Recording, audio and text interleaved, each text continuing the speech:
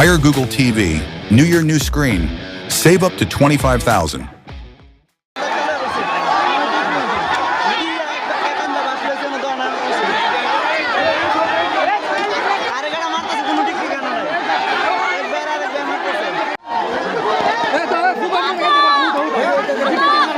পরিবেশটা নষ্ট করেন না।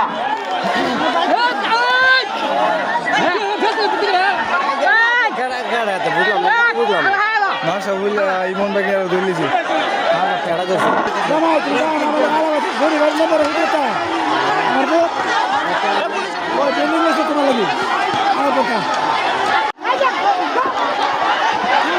কেডা কেডা লাগিয়ে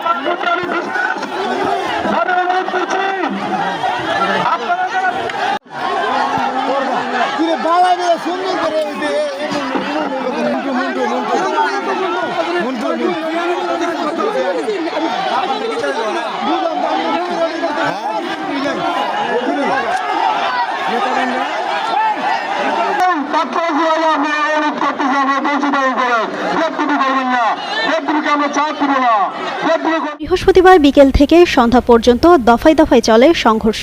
এতে ভাঙচুর করা হয় গাড়ি, আহত হয়েছেন অন্তত 10 জন। কুমিল্লা 2 হোমনা ও তিতাস আসনে বিএনপি মনোনীত প্রার্থী দলের বিভাগীয় সাংগঠনিক সম্পাদক সেলিম ভুঁইয়া অপরদিকে বিদ্রোহী হিসেবে নির্বাচন করছেন এম এ মতিন। তাকে এরই মধ্যে দল থেকে বহিষ্কার করা হয়েছে। পুলিশ জানায় বিএনপি মনোনীত প্রার্থী অধ্যক্ষ মোহাম্মদ সেলিম ভুঁইয়ার সমর্থক ও বিএনপি থেকে বহিষ্কৃত স্বতন্ত্র প্রার্থী এম এ মতিন খানের সমর্থকদের মধ্যে বাগবিতণ্ডা হয় এবং এক পর্যায়ে দুপক্ষ সংঘর্ষে জড়িয়ে পড়ে। এই সময় হোমনা উপজেলা বিএনপির সাবেক আহ্বায়ক জহিরুল হক জহরের একটি গাড়ি ভাঙচুরের ঘটনা ঘটে। সংঘর্ষের খবর ছড়িয়ে পড়লে হোমনা বাজারের অধিকাংশ দোকানপাট বন্ধ হয়ে যায়। আতঙ্কে ব্যবসায়ী ও সাধারণ মানুষ দিকবিদিক ছোটাছুটি শুরু করেন।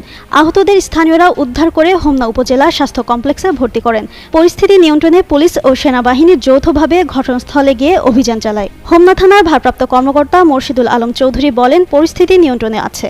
এ ঘটনায় এখন পর্যন্ত 5 জনকে আটক করা হয়েছে। বাকিদের গ্রেপ্তারে অভিযান অব্যাহত রয়েছে। যারা দুষ্কৃতকারী তাদের বিরুদ্ধে ব্যবস্থা নেওয়া হবে।